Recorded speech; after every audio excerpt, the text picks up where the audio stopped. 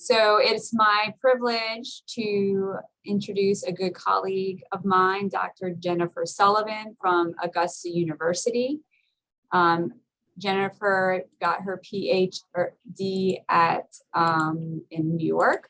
Hold on, I'm pulling it at Albany Medical College, where she did her dissertation on the effects of estrogen, age, and gender on vascular function. So she was really in the sex differences field before it was even a thing, before it was even, required by NIH to be in this field. So she has really been a pioneer, and her expertise is specifically in renal physiology. She's currently at Augusta University at Medical College of Georgia. I'm not sure if I said that correct way. She's a professor with tenure in the Department of Physiology. She's also currently serving as interim dean for the graduate school there. She has been well funded by the NIH as well as the American Heart Association, where she received the Established Investigator Award. And all of this has focused on, sex differences or cardiovascular physiology and pathophysiology in females. And so she's also a very important mentor to young scientists. She's always maintained a vibrant laboratory, including students and postdocs. And she's also very involved in organization of conferences like the Sex Differences Conference by the American Physiological Society, as well as other meetings like the American Heart Hypertension meeting. So with all of that, we're really glad to have you here. Just as a reminder, the format is that she's going to provide about a 20-minute overview of clinical importance in this area, and then the latter part will be more focused on the research from her laboratory. So thank you again, Jennifer Sullivan, for being here today. Thank you very much. Hopefully this works and hits the bar that you guys are looking for. So I actually spend more time talking about my hypertension work, so it was kind of fun to get to come and talk more about just the renal things that we have going on. I will say, if people have questions along the way, it does not bother me, and I actually encourage you, if you want to ask a question in the moment, I'm happy to engage in that kind of dialogue. It is still a little strange as we all sit in our offices doing this alone yet together. So if you have a question, please feel free. So the learning objectives that I came up with for today are the following. So one is to understand the impact of sex and gender on renal physiology, and really just asking the basic questions. Do male versus female kidneys differ? And if they do, how do they differ?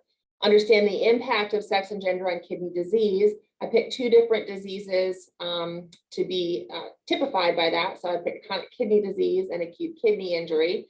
Kind of spoiler there, so there are sex differences in both, although in chronic kidney disease, women are more likely to get chronic kidney disease, whereas AKI, men are more likely to develop AKI. So I thought that might be interesting to talk about, those two disparities. Despite the fact that women are protected from acute kidney injury, there's some new work suggesting that pregnancy might compromise that. So the last thing that we'll talk about is AKI and the risk and how that impacts pregnancy following AKI. So kind of got into some of this in part through really just increased understanding of the fact that although we talk about sex differences a lot, especially when it comes to part of the kidney and disease related to the kidney, a lot of what we were seeing was more phenotypic. We were saying, okay, there's a difference in blood pressure, there's a difference in urinary output, but very basic levels of phenotype were being described. So I was part of a group that met at the NIH in 2017, where we really got together to more deeply think about what do we and don't we know about how sex impacts the kidney, whether it was clinical, basic, or translational. What are the tools that we have out there? What are the tools that we wish we had out there? And what are some of the questions that we wish we would be answering and asking at all of those different levels? So I think that was useful for me because I think it helped identify there's a lot we don't know about just the basic physiology of the kidney of the female. So for a long time, women weren't included in clinical trials, and basic science research was focused basically on the male. So a lot of our understanding of basic renal physiology is really developed entirely on a male phenotype. So we're just now starting to really get and understand, are there differences in the female, and do those differences should those differences be considered in the clinical situation? So kidney disease is important, obviously. I think people recognize that. So kidney disease has risen, which I don't think this is a good thing, from the world's 13th leading cause of death to the 10th leading cause of death. And that has mortality rates from, what was it, up to 1.3 million people globally died directly from kidney disease in 2019. That's looking globally. If we look at high-income countries like the United States of America, kidney disease is actually the 8th leading cause of death. So understanding better physiology and pathophysiology of the kidney will have significant impacts on overall mortality and morbidity as well. Not only are there differences between different income and different countries, we do see sex differences in kidney disease and mortality from kidney disease. This is the most recent of this data that I could find. This here is taken from 2017, so it'll probably has changed a little bit, but I think the primary trends hold. So we're looking at leading causes of death in women on the left-hand side and in men on the right-hand side. And one thing that's interesting here to me is kidney disease is actually listed here as 9th for women. It actually doesn't hit the list in men. So while kidney disease globally is 10th, and in the United States, in countries like that, it's 8th, that might be driven more by one sex than the other. And in fact, this would suggest that more women are kind of driving that statistic compared to others. Based on the prominence of the kidney in overall health, we did then start to say, are there sex and gender differences in the kidney? Again, if you start at a very global level, so the answer tended to be yes. So these are more phenotypic type things that people were looking at. So if we just look at size of the kidney, which seems like a very simple thing, but here men tend to have larger kidneys than women, even when you adjust for differences in body mass, because men do tend to be larger, the male kidney still tends to be a little bit larger in weight and volume. Although when looked at longitudinally, the length of the female kidney tends to be a little bit longer than the male kidney. So there's just some basic differences at that level, at the gross level of the kidney. If you look at functional differences, here this is an animal study, but I think it still could be worthwhile, looking at nephron reduction or kidney reduction. So we did a uninophrectomy, so took away one kidney and then looked at the response of the remaining kidneys. We looked at hypertrophy, and the male kidney tended to have greater levels of hypertrophy in response to uninophrectomy than the female kidney.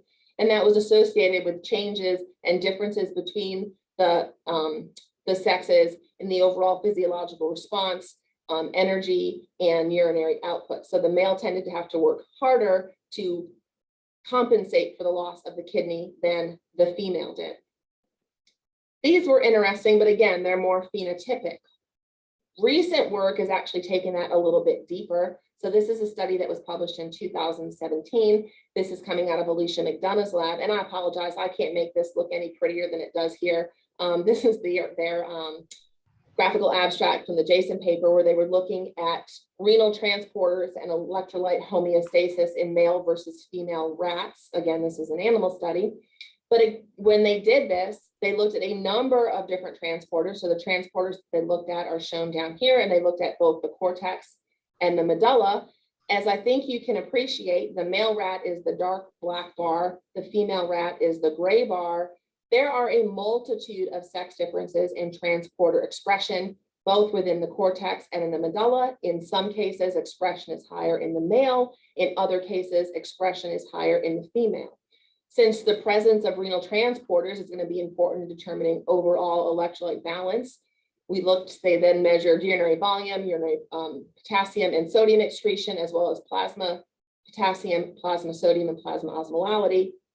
The big differences they found here were actually in the plasma, where males had more potassium, more sodium, and greater osmolality. I think one thing that we don't know, these are just regular rats. So these are healthy, normal rats. There's no pathology going on here. So is this difference here physiologically important? We don't know yet, but I don't think anyone thinks about, should standard levels of plasma potassium or plasma sodium, do we know that they're lower? Do we know that they're different between the sexes? I think it's an important consideration when we're then looking at pathology. The difference then might become important in understanding what is the normal physiology is an area that I don't think we've done enough yet to understand. In addition to seeing differences here in transporters, this is a study that was published in 2019 where they did guided anatomy single cell RNA sequencing in male and female mice in combination with expression studies and cell lineage tracing. There is a whole lot going on in this study. What I want the takeaway to be from here is they found distinct differences in organization, cell composition of nephrons dependent on time and nephron specification between males versus females, and differences in lineage convergence. They also created this cool searchable database, so it's Kidney Cell Explorer, which you can look at and search by sex.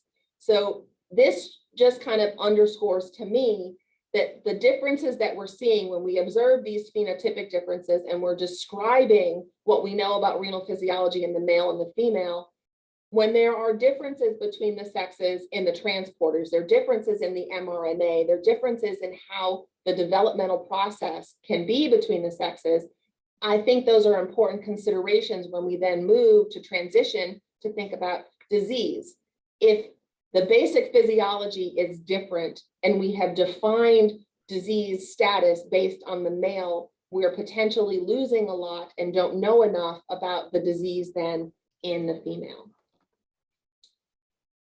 Because there's these important differences, and investigators who are designing clinical trials and preclinical studies have realized that results found in males do not always hold true in females, and there are clear differences that should be considered. But are they being considered? I think most of the time the answer is no, but I'm welcome and happy to be wrong if you think that I am. I'm okay with that. So now let's take it to the next question. So we see these differences in physiology. What are the implications of that when we then look at disease? So I picked two different diseases that we would talk about. The first one is chronic kidney disease. Chronic kidney disease is increasingly common in the United States. So more than 1 in 7 adults have CKD. A lot of people don't know they have CKD, and by the time they find out, it's advanced stage. And then treatment for CKD, we really don't have any outside of dialysis or renal transplant therapy. So chronic kidney disease, as it progresses, has extremely high rates of mortality. Interestingly, there is a sex difference in the presentation of CKD, where men, about 12%, 12.4% of men have CKD, whereas 14.3% of women have CKD. So women are more likely to develop chronic kidney disease than men.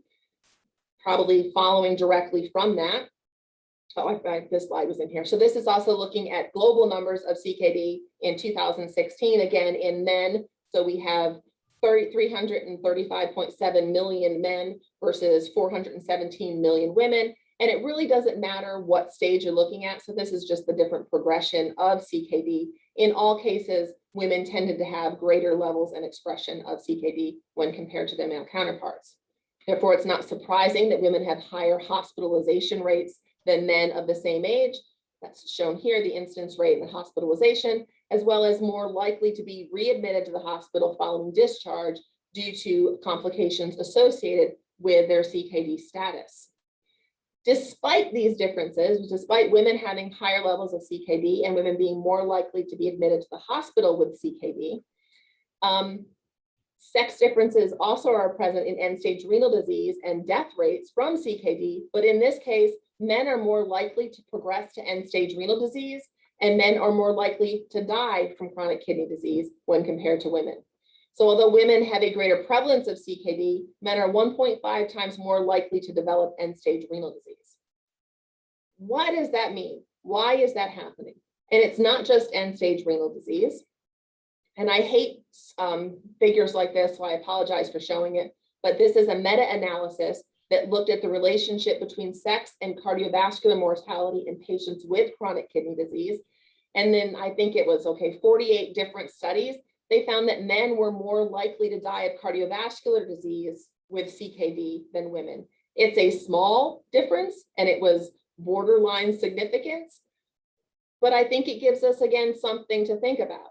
So what is it about CKD in women versus men that is making men more likely to die? So, this whole little women are sicker, yet men die quicker. Why?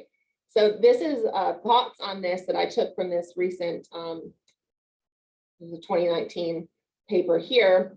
One possibility comes back to the fact that, do we know enough about general renal physiology in the female? So we are defining chronic kidney disease based on an estimated GFR. Well, should estimated GFR be considered the same in men or women? Should GFR actually have a different threshold level in women, which is defining whether or not they have CKD? So are we over defining CKD in women? And it's not actually that women are more likely to develop CKD. We're just more likely to define women as having CKD based on criteria that were developed in men. I don't have an answer, but I do think it's an important consideration and one that we need to consider. Alternatively, is it just slower progression in women? Are they dying from other causes before they actually reach end-stage renal disease? Or third thing that they put out there, or are women dealing with their treatment in a more conservative and proactive way than men, such that they're able to have longer, healthier lives with CKD than their male counterparts? I don't know the answer, but I do think it underscores the fact that we need to define what is normal physiology in the female so that we can then better define what is pathophysiology and then treat both sexes more appropriately. We'll now transition to acute kidney injury. So there's been some debate in the field, much like we think that women are more likely to develop chronic kidney disease. There was a long-standing belief that was held that women were also more likely to have an acute kidney injury. Although this is a meta-analysis from 2018, and based on this, they actually found so odds ratio was greater in women. Preferentially, I think you can see the majority of the studies actually suggest that males are more likely, men are more likely to develop hospital-associated AKI than women were. So they say it contradicts the established belief that female sex confers risk and instead suggests a protective role for the female gender against the development of AKI. While clinically there was a little this back and forth that maybe women were more likely, maybe they were less likely, a lot of the basic science data has actually been pretty consistent. Most of the basic science data, and this is looking at a number of different studies in Sprague-Dawley rats, as well as Wistar rats, in a number of different ischemic reperfusion models. Most of these are uninephrectomy, unilateral. There's one bilateral down here for different amounts of time. But across the board, they were finding in basic science studies that males tended to have greater incidence of injury following an acute ischemic event in the kidney when compared to females. Although that's kind of a teaser for where I'm going to go in the second part when I transition and talk about our research. I don't know that that's a universal finding, and I think it's very dependent on the exact conditions of which the AKI is being performed, as well as the marker in which you're studying. So we'll talk about this in a minute. But across the board, it tends to suggest that women were less likely to develop AKI. Most of the time. Pregnancy is a very unique physiological condition in women, and female physiology is optimized really for reproduction to maintain the developing fetus, which entails large fluctuations in vascular, hemodynamic, and renal function. There have to be renal adaptations to pregnancy to maintain a healthy environment for both the mother and the fetus. There are two recent clinical papers that came out. They're both shown here. What they did in these studies is they looked at pregnancy and fetal outcomes in women who had recovered from a bout of acute kidney injury.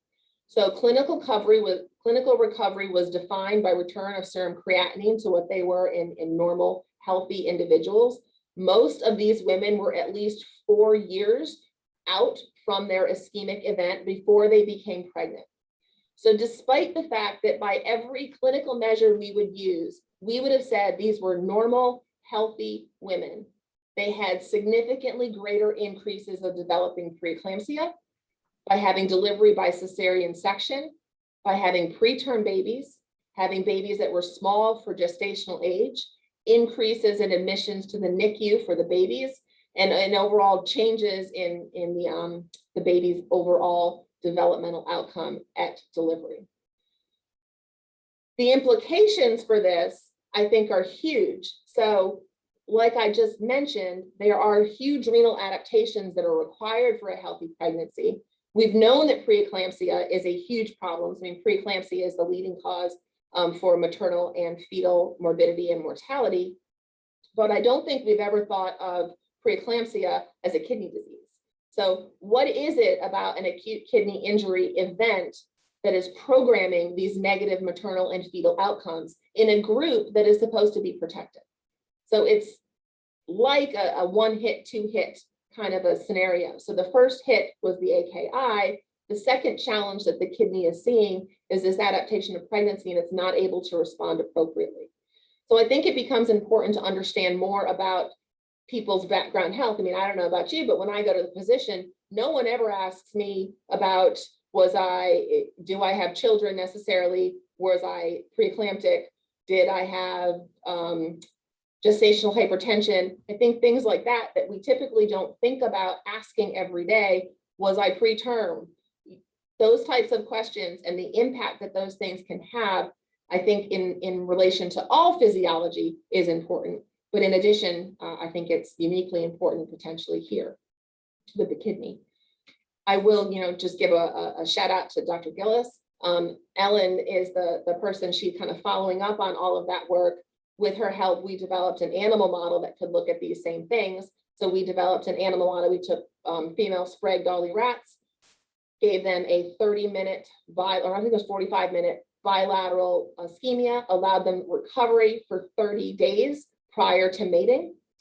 Following mating, the animals that previously recovered from IR saw increases in markers of renal injury. So increases, I can't read what's under here because there's a little thing here, but I'm guessing this is plasma creatinine maybe. So we saw increases in plasma creatinine. We saw increases in plasma urea in the pregnant rats, whereas in the IR rats, whereas in normal pregnancy, both of those are decreased.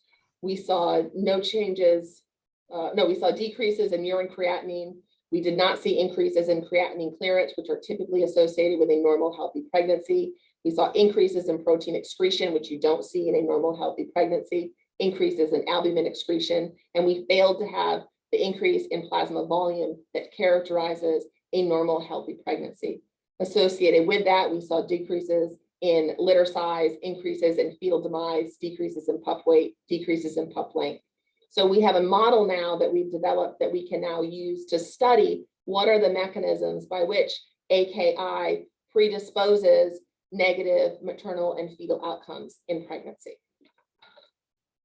So that's the first bit that I was going on. So there's the background. So if my learning objectives were to understand the impact of sex and gender on renal physiology, I think the answer is yes, there are differences, and they extend all the way from the gross level down to the subcellular level. And then next, the impact on disease.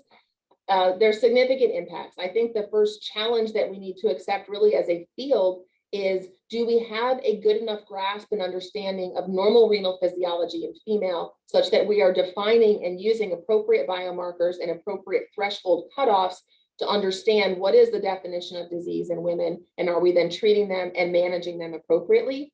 And then the unique risks in pregnancy, I just think it's an important consideration. We think about pregnancy, we understand the importance of having all systems functioning healthy, but could there be subclinical injury in certain populations that we're not noticing, we're not catching, and as a result, leaving the mother and the baby at increased risk for negative outcomes?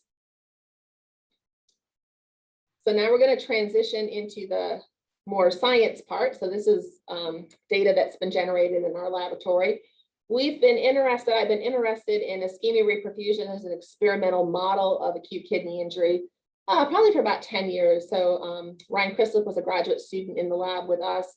He was interested in pursuing this. And we started with what we thought was going to be a pretty simple question. And as always, it didn't work out that way. Just real quick, acute kidney injury is any abrupt decrease in renal function. It happens regularly. I think an important, and we'll see moving forward, consideration is COVID-19. There's a lot of data out there that COVID-19 is differentially changing the susceptibility to acute kidney injury. And in particular, males are more likely than females to develop hospital-acquired AKI with COVID-19. So how COVID-19 is causing changes in renal susceptibility to AKI, I don't think we know, but I do think it's going to have an impact, and we're going to see that moving forward. So AKI causes an increased length of hospital stay. It causes, therefore, an increase in cost. You're more likely to be readmitted to the hospital following any type of procedure if you have an acute kidney injury while in the hospital. And overall mortality is 5 to 11 times greater in individuals that experience even a single bout of AKI when compared to someone who does not experience AKI. Like with CKD, we really don't have any good treatment options. When left uncontrolled, AKI increases the likelihood of developing CKD, and it increases the likelihood of developing other types of cardiovascular diseases. So understanding, one, knowing that someone has had an ischemic insult to the kidney, and then two, being able to catch it quick and treat it are something that we're really not very good at still. So when we started this project, we thought we were going to learn all about these mechanisms. First, we're like, okay, we're going to do this, but let's pick our model. So we wanted to know what was the best model that we should use to study sex differences in AKI. So we started with some Sprague-Dawley rats. So as I showed you on that one of those charts earlier, there are a bunch of studies that have used normotensive rats, whether Sprague-Dawley or Wistar. They've done a variety of different ischemic times, and they have typically shown greater injury in the male compared to the female, using 1 or 2 different markers to measure injury. So we took 13-week-old rats, we did a warm bilateral IR, and we decided to do a time course. So we had our sham control. So for the sham control, the animal was opened up, the renal arteries on both sides were isolated, but the ties were not clamped. Then we did a 15, 30, or 45-minute bilateral ischemic period. We allowed the animals to recover for 24 hours. And then we measured a bunch of different markers to look at overall amount of injury. We measured plasma creatinine, BUN, tubular injury, cell death, and vascular congestion. Ryan Chrislip is the graduate student that started this work. Riaz Muhammad is the person, he's a senior fellow in the lab who's kind of moving this project forward. So I was expecting we were going to see very stark and pronounced sex differences, much like have been shown consistently in the literature. So what you're looking at here, so for all of my graphs, males are in blue, females are in red, males are squares, females are circles. We have the different time periods, so sham, 15, 30, and 45 in both sexes. This is looking at proteinuria, plasma creatinine, and BUN. It really doesn't matter which one of these you look at. What you'll see is with increasing duration of ischemic time, there's an increase in injury in all of the markers that we look at in both males and females. The other thing that at least strikes me, I don't know if it's striking you, there are not in-your-face sex differences here. So there is an effect of sex on proteinuria, and I think it's because, maybe this 15-minute is a little higher here than it is here. They're not hugely different.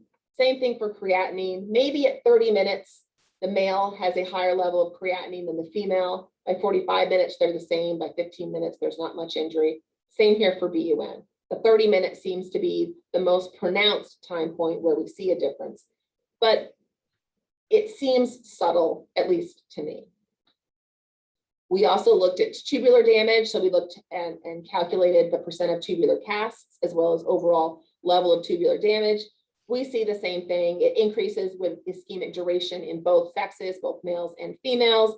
And again, at 30 minutes, we probably have a difference where males have more tubular cast than females, and males have more tubular injury, but they're not huge differences. So if our goal was to go ahead and study the mechanism driving sex differences, I wasn't really sure we had a whole lot to go on here. We also looked at vascular congestion, and we'll get to congestion again in a minute. 30 minutes, the males probably have more congestion than the females, but both are pretty congested by 45 minutes. There's one more. We also measured cell death. Cell death, we might see greater differences. So the males had pronounced increases in cell death at 15 minutes, whereas females were mild, still greater at 30, still greater at 45. we probably had something here, but I wasn't sure that we really had a model that I was like, yes, that's it. We're going to use Sprague Dawley rats. We're going to use 30 minutes and we're going to see what we get. So we found both sexes were sensitive to IR at 24 hours. But our ability to identify the perfect model, I didn't think we had it yet. So then we thought, well, maybe it's because we're looking at 24 hours. So I mean, 45 minutes of ischemia, pretty intense, 24 hours, maybe we're just not allowing enough time. So the second set of studies that we did, we decided to look at recovery. So again, we took male and female Sprague Dawley rats, because that's what most of the literature was. But we decided to also include spontaneously hypertensive rats. There were a few reasons for this. So we do a lot in the lab looking at the spontaneously hypertensive rat. So the SHR is an animal model of essential hypertension. As they age, they have progressive increases in blood pressure. And at 13 weeks of age, the males actually have higher blood pressures than the females. If you look in the clinical literature, prevalence of hypertension continues to increase. So there are an increasing number of people that are hypertensive that are experiencing AKI. So could we also begin by doing this, start to look at kind of that comorbid conditions of AKI and hypertension? So there were a few reasons that we thought that including the SHR could be interesting. We did a warm bilateral IR. We picked the 30-minute time point. Again, the 30-minute time point seemed to be the one where we saw the biggest differences. I think at 45, maybe we were maxing out in both sexes. So we picked the 30-minute time point. We then looked and measured urinary protein creatinine ratio at day 0, 1, 3, and 7. In separate sets of rats, we measured tubular injury and vascular congestion at day 1 or day 7. So this is the urinary protein creatinine ratio. Sprague Dawley rats are on the left. The spontaneously hypertensive rats are on the right. If we first look at the Sprague Dawley rats, we pretty much see what we saw before. So baseline, at 24 hours following the 30-minute bilateral IR, there were increases in urinary protein creatinine ratio in both sexes, although it was a little bit higher in males than females. By day 3, the females had returned to baseline levels, whereas males remained elevated. However, by day 7, both sexes were fully recovered, if you will, and had returned to baseline levels. The SHR looked a little bit different. So again, 24 hours later, there are pronounced increases in urinary protein creatinine ratio, and males had a much greater increase than the females did. Again, females are back to baseline at day 3. Males remain elevated, but day 7, males were still elevated. Females hanging out there at baseline again, but the males had this persistent increase. We did ask the question, maybe we didn't wait long enough. So it could just be that males are slower to come back. I can tell you that is not the case. We have gone 40 weeks past IR and the males do not ever return to baseline. So this is, 1 week is about where we are here. At about 20 weeks, they bump up again and they just continue to go. So the male SHR at least seems to be a model of delayed recovery from IR, giving us potentially the model that we were looking for earlier. Do we have a sex difference? Yes, but it might be more in recovery than it is in what that initial insult is. And the fact that the females are able to recover better could very clearly explain the overall better outcome in females following ischemic injury. We also looked at tubular damage. Now this is all going to be in the SHR. Because the Sprague Dawley kind of returned to baseline, we decided to continue our follow-up studies just in the SHR. So we measured percent of damaged tubules at day 1 and day 7. Again, males are here in blue, females are in red. At 24 hours after the ischemic insult, there's tubular damage in both. It might be a little bit higher in males, but there's pronounced tubular damage in both. By day 7, males maintained higher levels of tubular damage, whereas females had returned to baseline. Not only do we see this histologically when scoring slides, we also measured KIM1, so kidney injury marker 1, which is a marker of tubular injury. At 24 hours, KIM1 is increased in both male and female rats following IR. By day 7, starting to return, KIM1 levels are beginning to return in the female, whereas in men, they stay just about as high in the males. If not, they've gone even a little higher than they were before. So tubular damage is persistent in the males. We also looked at vascular congestion. At 1 day post-IR, both males and females have about 30% of their vessels are congested. So this is what they look like here. So these kind of packed in blood vessels that you see here with these blood vessels packed with red blood cells. Sorry, I'm trying to get my words right. This is congestion, and you see about 30% in both males and females at 24 hours. At 7 days, you still have about 20% of the vessels completely congested in the male, whereas females have resolved that congestion. So that kind of led us down a new area and asked some novel questions, because vascular congestion is a hallmark of ischemic renal injury. So it's seen, this is a rat. So this is what a healthy kidney looks like. This is what they look like at 24 hours after an ischemic event. So you have this, the medulla in particular is completely packed with these red blood cells. This is a human kidney. Again, it looks relatively normal following an AKI, and this is a cadaver kidney. You see these packed areas in the medullary region that's just packed filled with blood. Congestion has been shown to correlate with renal function and the ability to recover following an ischemic event. And in fact, it leads to prolonged hypoxia and tubular necrosis. So we know of diseases that are associated with congestion. We know that having blocked blood vessels in our brain can cause a stroke, that having blocked blood vessels in our heart can lead to a heart attack. And in both cases, one of the goals of treatment is to dislodge that blood, open up that clot, and restore flow. We've not thought about acute kidney injury in the same way. So if acute kidney injury is analogous to either of those things, could restoring flow, getting rid of that congestion, be a novel and important treatment option that up to this point, we really haven't considered? So we wanted to know if prolonged vascular congestion in the male contributed to the sex differences that we saw in IR injury and promoted, or at least delayed, recovery in the male.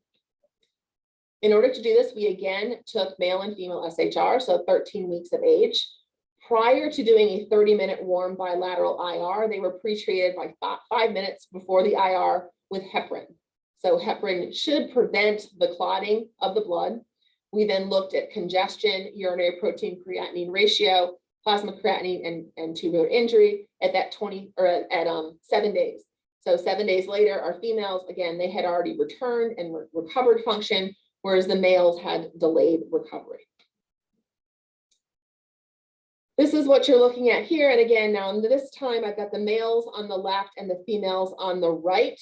So vehicle treatment. So this is just, I think it's saline that we use as our vehicle treatment, or heparin, our sham, or IR. I guess I forgot that we did it 1 day and 7 days in males and females. So the first thing was, does our heparin treatment actually impact vascular congestion? At 24 hours, there was a little bit of a decrease in both males and females, but at 7 days, which is the important time point, the males that were pre-treated with heparin, we did not have that persistent congestion that was present, and the kidneys had comparable levels of congestion as we saw in our sham controls in both males and females. I will say we have not looked at a midpoint yet. I think probably looking at 3 days or another point. So sometime after the 24 hour, at 24 hour, you still have kind of diffuse blood throughout the kidney. But we just haven't done that yet. But at day 7, our pre-treatment was able to resolve the congestion. When we then measured plasma creatinine in males and females, our sham control is down here on the bottom. Our IR alone is the open square up on top here. The sham with heparin is right down here. So you actually can't even see the sham with heparin, but the IR with heparin, it attenuates the amount of plasma, the increase in plasma creatinine at 24 hours. It's no longer different from baseline at day 3, and it is completely returned to baseline by day 7. So it looks a little bit more like the female looked. And if you look over here, here are the females. There's actually no difference between the IR and the IR that received heparin in the overall increase in plasma creatinine in the female. And in both cases, they're back down to baseline at day 3 and day 7. At a minimum, this would suggest that heparin, and we're proposing decreases in congestion, do promote the recovery of renal function in the male. We also looked at tubular injury, so damaged tubules in males and females. We have our representative histological images up top. The sham and vehicle, so IR 7 days later, pronounced tubular injury. Animals that were pre-treated with heparin, where we saw a decrease in congestion, had a decrease in tubular injury. It did not totally return to normal levels, to baseline levels, but it was attenuated relative to the animals that did not receive heparin. Our females looked the same at day 7, where most of them had returned to baseline levels. So what we suggest here is that failure to resolve congestion is a critically important factor that's contributing to the delayed recovery in the male. And if we can think about AKI a little bit differently, if we think about it as a vascular congestion disease, our treatment options would be very different than if we think about it in other types and ways. So the last couple slides that I'll show you is what becomes important here is, can we identify vascular congestion non-invasively? So I showed you a whole bunch of things where we took out kidneys, we cut them in half, and we looked at congestion. Obviously, we are not going to be able to use that as a clinical tool, because at that point, we have bigger problems than the fact that our kidneys are congested. So we wanted to know if we could use ultrasound imaging to assess the amount of congestion. So here we went back to our Sprague-Dawley rats, because we had those going at the time. We did our same sham, 15, 30, and 45 minutes of ischemia. We then did ultrasound imaging and measured kidney volume, and then correlated it to the degree of congestion and the degree of injury. So what you are looking at here is kidney volume in males and females after sham, 15, 30, and 45 minutes, as I think you can appreciate. So with increasing duration of congestion, there were increases in renal volume in both males and females. And these increases kind of parallel what we saw before. So every other marker of injury, we saw progressive increases. We saw it with creatinine, we saw it with BUN. I'm just showing you creatinine down here again. It seems to be that kidney volume is following those same trends. So the idea maybe that we can see changes in volume would be an important indicator of the fact that we have injury. If we looked at damaged tubules and plotted damaged tubules against kidney volume, we found direct correlations in both females as well as males. And if we actually presented damaged tubules as volume per body weight, so this doesn't take sex into account, this is all animals, we actually see a direct correlation between damaged tubules and the volume of the kidney. This is actually looking at plasma creatinine in these same animals. So it actually would suggest that measuring renal volume is a much more sensitive marker of even low levels of tubular damage than you actually even get with plasma creatinine. So we all know that plasma creatinine is a relatively poor marker. Creatinine doesn't start to go up until you have progressive, significant loss of renal function. So maybe if we could actually measure renal volume, that would be a more sensitive indicator of potentially subclinical injury. So I think this is almost my last slide. I don't know where I am on time. Oh, I'm not so bad. So what I would suggest, and at least give you something new to think about, is that failure to resolve red blood cell congestion is actually a primary mechanism driving renal ischemic injury. If we think about it that way, then resolution of congestion could be a novel way that we could treat AKI in both men and women, and then reduce overall AKI-induced injury and mortality. Along the same way, if we can understand why females are able to resolve congestion, I think we could learn some novel things about the mechanisms controlling AKI-induced injury, and then come up with some new ways to actually treat or limit congestion in AKI. So with that, this is the people that did all the work. I didn't do any of this. All of these studies are actually done in collaboration with Paul O'Connor. He's another professor in the Department of Physiology. Sarah Ray is a graduate student who's worked on this project. Riaz Mohammed has done a lot of the work, and I think that's everybody else. And Ellen here, she was the person behind the AKI in pregnancy model. So hopefully it gives you at least a little bit of an idea that sex matters when you're considering the kidney, whether it's normal physiology or whether it's pathophysiology. And maybe I've given you a new way to think about acute kidney injury and how we might be able to develop novel treatment options if instead of thinking about it as just an ischemic event, we think about it as a congestion disease and think about ways that we can decrease congestion. With that, I will stop and hopefully answer some questions. Great, thank you so much for a very nice talk. If you want to put your name in the chat, I'll call on you so you can ask your question verbally. I wanted to ask about the heparin treatment. So obviously the patient would need to somehow know that they first had an acute injury. How do they know that that is happening? And then would the heparin work if you gave it at that point in time? Yeah, so great question. And it's the same thing with the ultrasound. I mean, how often do you go in and take a baseline kidney volume? So you'd have to know the start. Right. Both right now are probably more being used as a pharmacological type approach. I will say the other thing that we're trying is we've actually done a renal vein flush post AKI. And we have shown that if you decrease congestion that way, we can also speed up and enhance recovery.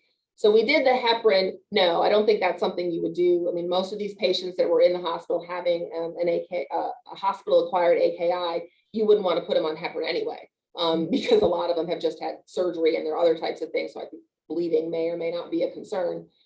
But I think it illustrates what could be a potential therapy that we would have to come up with better ways to do it. Yeah. Absolutely. Okay, Hong Bing, do you want to ask your question?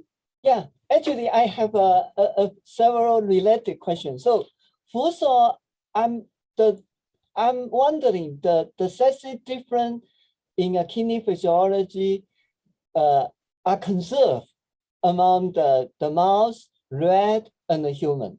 So this is my first. The related question is, what is the mechanism? Is it just because the sexy hormone or other factor cause the difference? My last question is about the chronic kidney. It's my research. Based on your introduction, I'm a little bit confused. At the beginning, you say the female actually that's easier to have. It is a high percentage. The women actually has a chronic kidney disease. But however, later on, it looked like the male actually has the most severe consequence with the chronic kidney disease. That's my three questions. Thank you. Okay, well, let's see how I do in answering your three questions. So the first question, if I'm correct, is, are the sex differences that they see in the mouse and rat conserved in the human? At the gross level, yes. At the subcellular level and at the transporter level, nobody knows yet.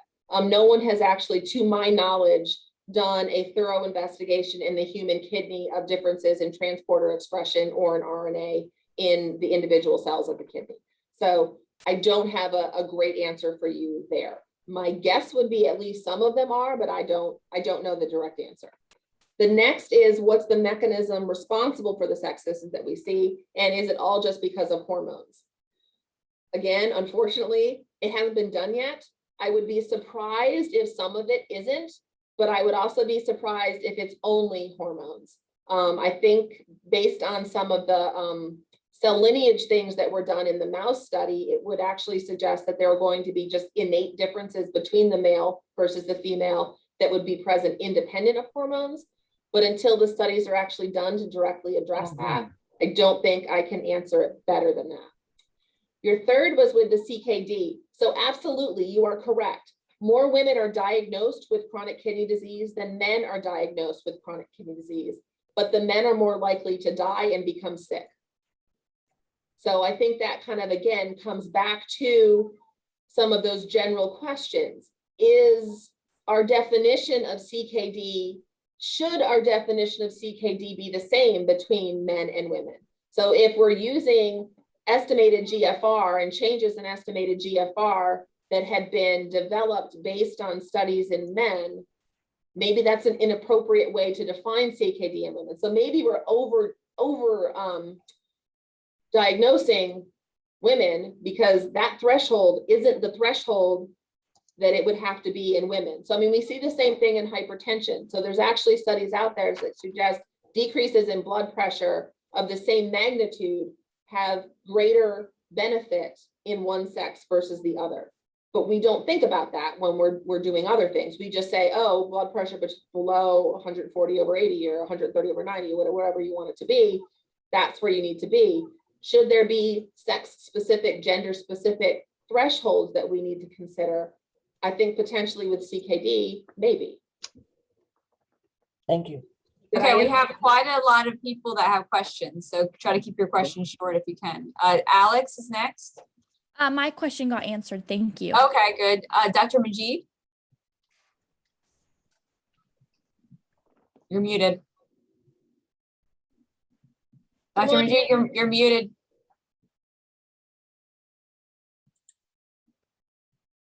Yeah. Okay. Thank you. Thank you. Very nice talk. Actually, we enjoyed this talk. As usual, always your talk was good. The thing is that one thing related to your experiment in say, this SHR rats, SHR model, where you have shown the protective function in the woman. Is there any? I didn't see anything you relate to the changes in pressure in this thing. Whether is anything changes in pressure is playing any role there. And also another important thing is actually the inflammatory molecules difference between this male and female. Was there anything you have noticed differences which can explain these protective functions in this female model?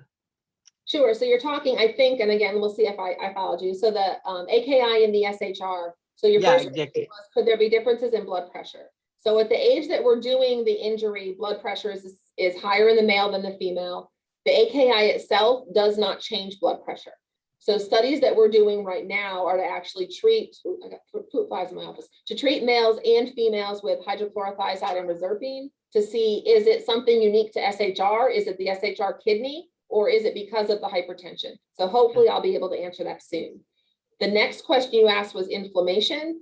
So definitely there is an inflammatory component. So we published a study where we actually pre-treated with HMGB1 neutralizing antibody. So HMGB1 is a damage-associated molecular pattern that's released from dead and dying cells that can cause increases in inflammation. If we neutralize HMGB1 and prevent some of that inflammatory cascade, we decrease injury in the male without decreasing injury in the female. I would propose, based on stuff that we're doing in hypertension, that the female has more T regulatory cells, more IL-10, a higher anti-inflammatory capacity, which is going to be critically important in their ability to recover quicker. Thank you. Thank you. Okay, Nora has a question. Hi, thank you so much for this great presentation. And actually in my PhD, I did my research on the kidney. So this brought so much memories. My question is about the first part of your presentation. Pregnant women more susceptible to preeclampsia tend to have acute kidney injury more and in a higher rate. My question is, could that be the reason like after the treatment, because those women are giving or administered for example, magnesium, and a lot of them, produce hypermagnesemia after that, and that may induce acute kidney injury.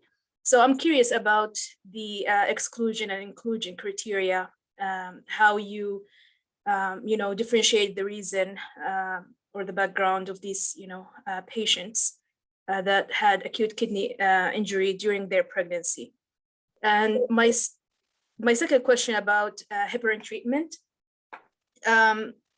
because the two animal model, female and male, were treated equally. But it's known, or I read that in literature, that women has higher heparin level compared to male. So could that be also another reason beside hormonal differences and in the two animal models? Could that be the difference? Because higher heparin, then administered extra heparin, may affect or may enhance the acute kidney repair? Sure. Thank you. So, no, thank you. So first, while there is a whole literature on acute kidney injury in pregnancy, the studies that we did, actually, we did the acute kidney injury. And then those clinical studies, those were women that had had acute kidney injury, had recovered at least 4 years, an average of 4 years prior to becoming pregnancy. So it wasn't AKI during pregnancy, it was AKI, and then years later they became pregnant. So something about that acute kidney injury prior to conception had an impact. The second question you asked, I think, is actually a great one and something that we're thinking about. Whether it's innate differences in heparin, I don't know, but what we're looking at is, are there differences in red blood cells between males and females?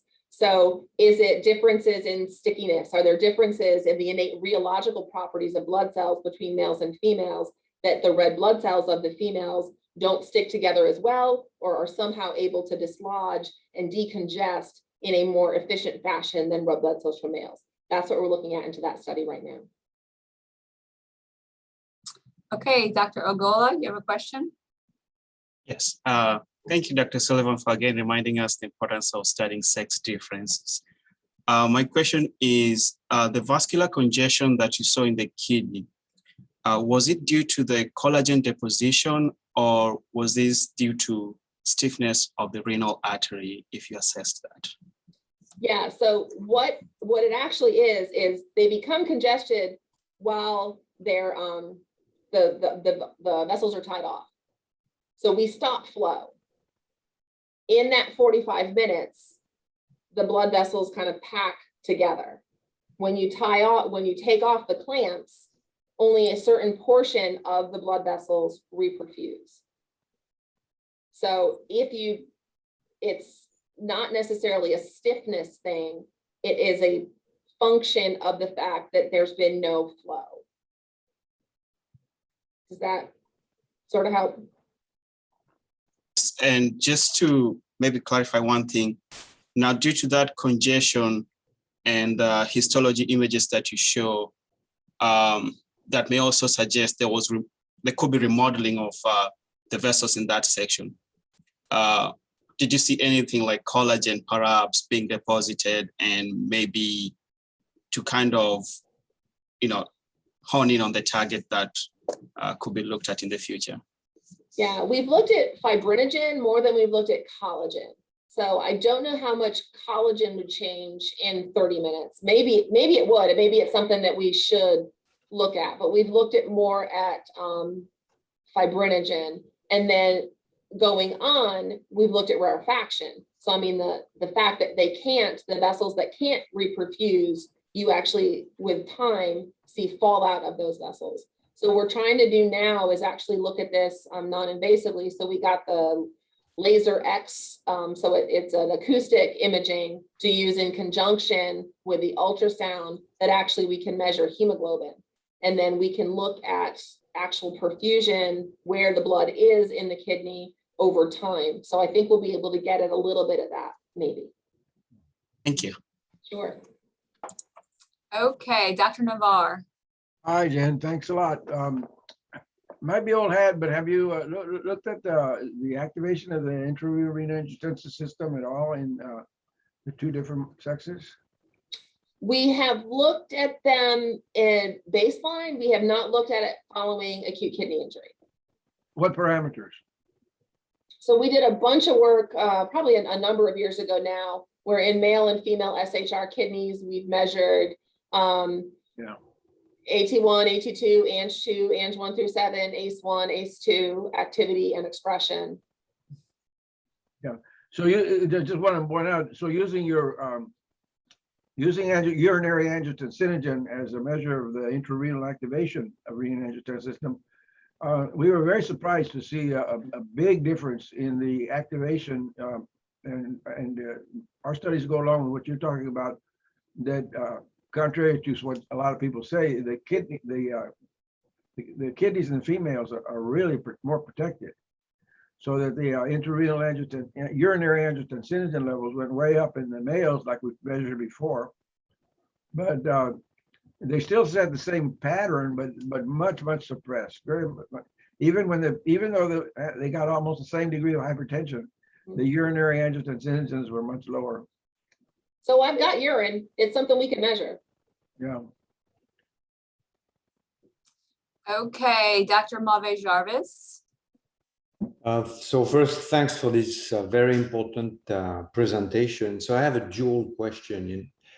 You know, I see life through the paradigm of sex hormones, estrogen and testosterone. So the double question is about testosterone. So first, the fact that male evolved faster, even if females are more predisposed to kidney disease, male, when they have it, it evolves faster, you know. A few years ago, we published a couple of papers looking at the effect of testosterone in female mice. In one case, after puberty in the adult mice, and in the other case, neonatally to program, you know, with a single injection of testosterone in pups. And in both cases, in adults, we were looking at metabolism, diabetes, obesity, but one thing we noticed is that in both cases, the kidneys of the testosterone exposed females, whether we expose in adults or in neonatally, they were bigger. They were actually the same size that of males. And these kidneys, they had an increased norepinephrine turnover. So the first question is, do you think that testosterone could be predisposing males to a faster evolution? The second question, I can repeat after if you don't remember the first one. The second question is related to your work on acute kidney injury and the fact that males have more vascular, what did you say? Vascular traffic. And you think it's related to red blood cells.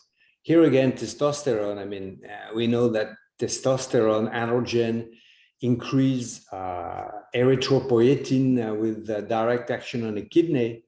And you know, one of the side effects of testosterone in men when you take too high a dose is polycythemia, because it increases erythropoiesis. So do you think that could be related? So great questions. So the first question is, do I think testosterone could be important in exacerbating the progression of CKD in men? Definitely. So it's not something that we looked at here, but in other studies that we've done, we've shown that testosterone potentiates and increases cell death. So if you don't have testosterone, the cells are less likely to undergo necrosis and more likely to undergo apoptosis. So I wonder if that could be part of it. I do not know, and I don't know if there's a lot of literature out there. I did come across an entire review that was just done looking at how do we care for the clinical approach to CKD in transgendered individuals. So I can tell you that conversation is being had, but I don't have a better answer for you than that. The second question was, do I think the differences in congestion are related to hormones? I don't think entirely. So we did do an OVX and ORX study. So we overreactomized or orchidectomized at 10 weeks of age and then did the AKI at 13 weeks of age. We did not see differences in congestion. So my gut would say no. I also don't know that 3 weeks is enough. So for other stuff that we've done, 3 weeks will get rid of the overt effects of the hormones, but some of those signaling pathways, depending on what they're doing and what they're affecting, I think we need to be waiting 6 to 8 weeks. So we did another set, and I don't have that data yet, where we actually OVX or ORX at 5 weeks, and then study them at 13, but I don't have that data yet. Okay, Dr. Prieto. Hi, Jen. Hey, Manolfa, how are you? Thank you so much for the updated, excellent updated. One question was related with Gabby's aspects, and I think you already addressed it, that there is no data on particular the IR model. But the other is when you mentioned that in women or female there is a decreased risk of the CKD, or at least of mortality in, I was actually thinking, well, usually we always think in the protective effect of the estrogens, but the other way, or the other question I do have is how age actually modifies the decreased risk that we observe in women with CKD compared to men. Is that a no? Is that completely independent of the hormone effect? How reconcile with that? Yeah, great question. And I want to say I even came across a couple different things that looked at mortality in men and women over time. That could be out there. Off the top of my head, I can't answer you. I think at every age, women are less likely to die. And then I think it comes back to those basic things. Is it because some of the women don't actually have CKD and we've inappropriately diagnosed them? Is it because they're more likely they're getting cardiovascular disease and other things are causing those women to die? Or is it because once diagnosed, women have better dealt with changing their lifestyle to adapt to what they do to slow the progression? I don't have a better answer, but I'm happy to try to look that up and send you what I found on the different ages. Thank you. Okay, Dr. Walu, do you want to ask your question? I have a simple question. And both of it was very interesting to find out again another organ that is shared by both male and female and show difference in response to certain stress, like gamma irradiation. And so, the first things I come out also as a chemical when you block blood supplies, because the first thing to my mind is the PP3 activation, because the PP3 is often activated under both of the condition, okay? Because when the model you use is extreme condition to either get rid of the blood supply, block blood supply, also irradiation animal. That's the first thing in our body at molecular level or response, that's PP3 activation. So, however, to my knowledge, I have never paid attention to whether this PP3 activation, which will cause apoptosis, all kinds of cell deaths, that are responsible for tissue or cell injury. That is being demonstrated by brain and heart, cardio, but first time in kidney. But our colleague, Dr. Samir Adal, who's worked on mice animal with the PP3 knockout, but I forgot whether he's not here. He's probably signed off. He was here. And Heng Bin was here, but I'm not sure whether he showed the sex difference and compare between the PP3 null and PP3 wild type animal or not. That's why I didn't ask that question. But my question is associated with the chromosome, because you already addressed Frank's question about hormone. And there was first things I would jump in my mind about a hormone. But clearly, as you said, it's not so much related to sex hormone. If so, you would rescue that phenotype in the male by inject the estrogen, right? So, but is there any specific gene in X chromosome that associate with this difference in terms of response to gamma irradiation? Anyone has paid attention to that? Yeah, great question. And I have absolutely no idea. I just don't think that anything has been done to look at that yet. Okay, thank you. Sure. I enjoy your talk. Okay, Dr. Zhou, are you still here? Yeah. Yes, there you are. Hi, Jen. So fantastic talk. And so I think Dr. Navarro already asked part of my question. So I will not ask that question. So one of the important things, so we're talking about the gender difference. I think that you have to think about before. I'm thinking about before, pre menopause, and post, because even though before that, so you only way to do, you're trying to remove ovary. right? And then by that things ovary not just synthesize or release one estrogen, they release so many different hormones. So maybe I'm not sure whether it's appropriate. Something you use some aging male and female, and you repeat this experiment, and then you see find any difference between male and female in acute kidney injury. I missed the question. So I mean, so maybe I would suggest that maybe the aging animal model may be a more appropriate something for to determine.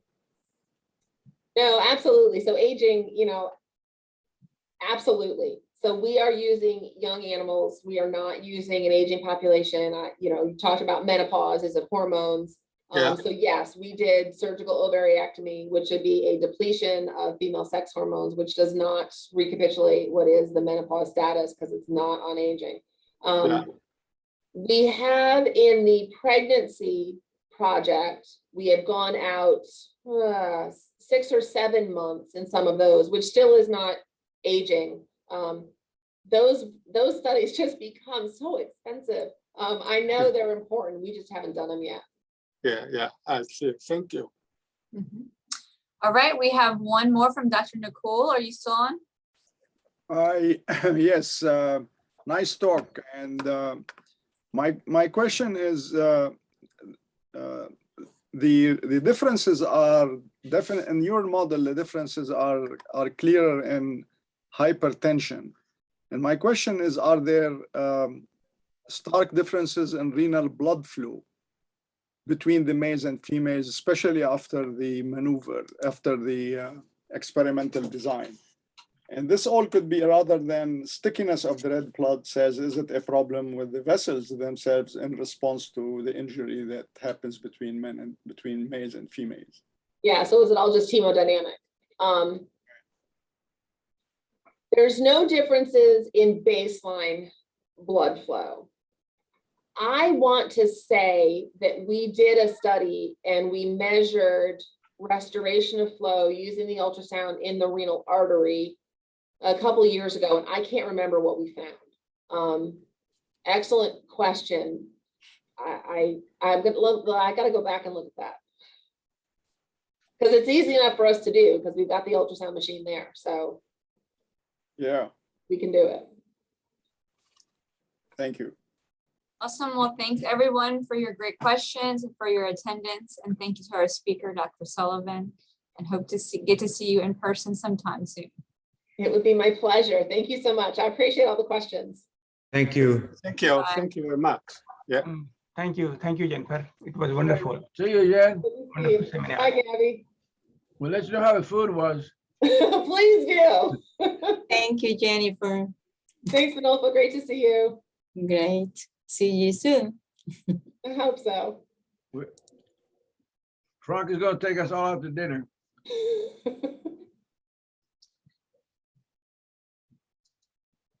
All right, I'm gonna end it now. Thanks, Jen. Thank you. Good to see you. You too.